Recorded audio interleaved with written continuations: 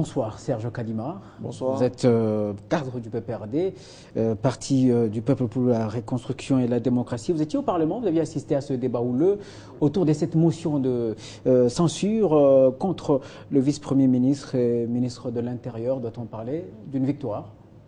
Bon, la victoire peut-être pour la Constitution de la République, parce qu'aujourd'hui, oui, la démocratie a triomphé au niveau de l'Assemblée nationale, où les élites, sinon les députés, la crème intellectuelle de nos députés, ils ont aujourd'hui agi en âme et conscience, conformément à la Constitution de la République et conformément aux lois et règlements de l'Assemblée nationale.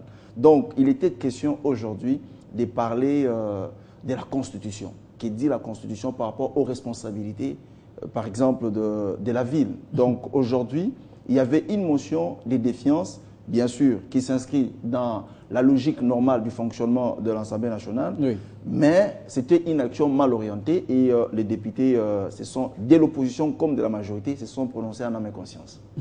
Donc pour vous, c'est la Constitution qui est respectée?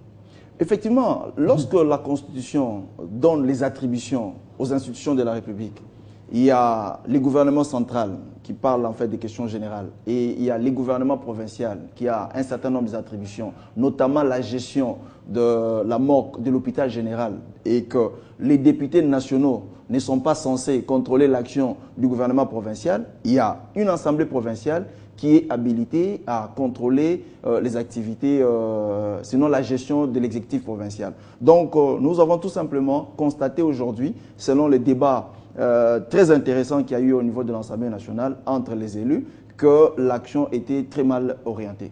On parle de l'inconstitutionnalité de l'action. Bon, en d'autres termes, s'il faut le dire, parce que si c'était une action qui était menée au niveau du gouvernement central, à ce moment-là, les députés auraient raison de convoquer le vice-premier ministre et faire tout ce qu'ils voulaient conformément à l'esprit du règlement d'ordre intérieur de l'Assemblée nationale. Alors, étant inconstitutionnelle cette action, comment peut-on imaginer la suite? Quelle serait justement l'action appropriée pour gérer ces genres de situations? Non, moi je pense tout simplement que chaque organe ou chaque structure étatique doit jouer son rôle, doit faire ce qu'il est appelé à faire. Notamment, je prends notamment la question en rapport avec la fosse commune ou bien la tombe commune. Je pense sincèrement que ce sont les députés provinciaux qui devraient en principe en parler. Et malheureusement, l'Assemblée provinciale n'a jamais convoqué une plénière dans ce sens-là. Aucun député provincial ne s'est jamais intéressé à une telle question. Et je pense que ce sont eux, si jamais ils veulent sanctionner quelqu'un, je pense que c'est au niveau de l'Assemblée provinciale. Et encore faudra-t-il qu'on démontre que l'action a été mal menée ou bien mal orientée. Je pense tout simplement que son Excellence, Monsieur le Vice-Premier ministre, ministre de l'Intérieur et de la Sécurité, c'est lui qu'on appelle bien les ministres de la Population, s'était amplement expliqué quant à cela devant la représentation nationale, devant le Sénat comme devant les parlements. Donc je pense que fort de toutes ces explications-là qu'il avait fournies au niveau de l'Assemblée nationale, je ne pense pas qu'il était important qu'on revienne là-dessus parce que nous considérons tout simplement que c'est de l'acharnement. De l'acharnement, pourquoi acharnement? Non, mais parce que je vais vous dire une chose. Je vais vous dire une chose. C'est du devoir d'un député d'interpeller qui le veut. J'ai suivi quelques compatriotes de l'opposition ce matin. Je suis intervenu contre ceux-là ce matin qui disaient qu'aujourd'hui, le vice-premier ministre allait être sanctionné parce qu'il y a une majorité qui est fissurée. Ce qui est faux. Donc, comment peut-on déjà avoir l'idée de ce qui va se passer lorsque l'action n'est pas encore organisée, qu'il n'y a pas encore débat? Parce que généralement, lorsqu'il y a motion de défiance au niveau de l'Assemblée nationale, il y a d'abord un débat et à l'issue du débat, les députés vont se prononcer en âme et conscience. Donc, déjà avant, ils avaient une idée préconçue. C'est comme ça que nous considérons que dans l'opposition, il n'y a pas que 52 députés. Dans l'opposition, ils ont plus de 100 députés. Alors, si il n'y a que 52 députés de la salle. Moi, j'ai suivi, j'ai vu, j'étais dans la salle, on ne m'a pas raconté, j'ai vu dans la salle, il y avait certains députés de l'opposition qui y étaient. Ils ont même, il y a par exemple l'honorable Franck Diongo qui s'est abstenu par rapport à cette question-là. Il était dans la salle.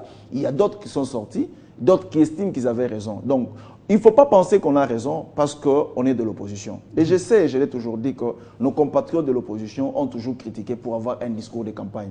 Vous savez, l'année 2015, il y a des échéances électorales. En 2016, il y a aussi des élections qui seront organisées. Et nos compatriotes de l'opposition ont besoin d'un discours.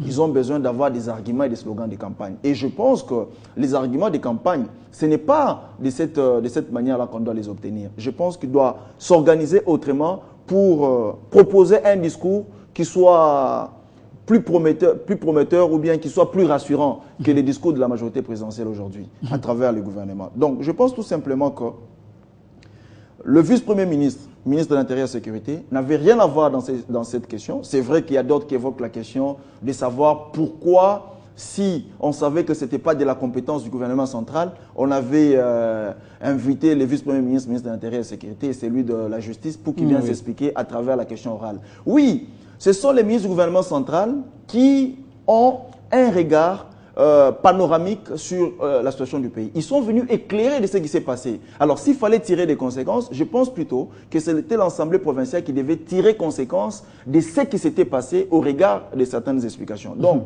je ne pense pas, et je suis convaincu qu'il y a certains compatriotes de l'opposition qui sont des grands esprits. Et heureusement, ils sont restés dans la salle pour se prononcer et le jeu démocratique s'est opéré. Merci beaucoup, Serge Kadima. Je rappelle que vous êtes membre du PPRD, vous suivez effectivement de près ces dossiers d'enterrement commune. Le Grand Journal, la première partie, prend ainsi fin. Merci de l'avoir suivi et de rester fidèle à nos programmes. Je reviens à 19h45 pour la deuxième partie. Ce sera les infos sportives. A tout de suite.